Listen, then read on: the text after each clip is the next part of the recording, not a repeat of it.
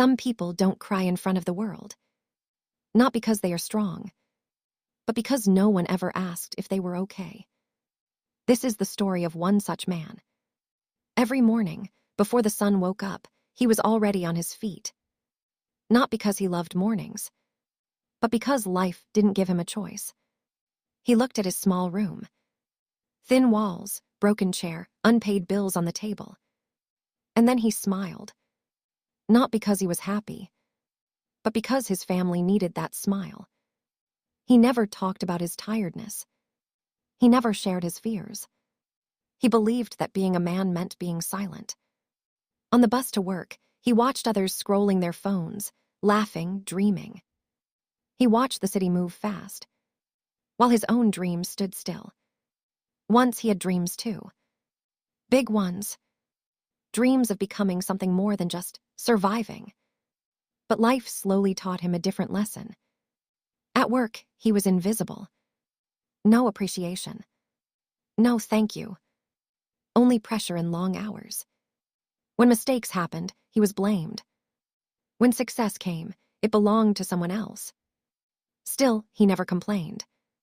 Because every evening, when he returned home, two small voices ran toward him, shouting, "Papa." And in that moment, all his pain became worth it.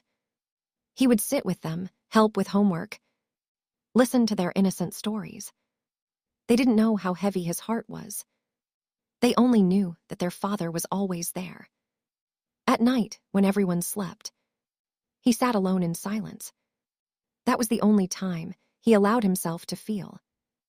He thought about the life he wanted, the life he couldn't reach, the chances he never got. Sometimes tears fell, quietly, so no one could hear.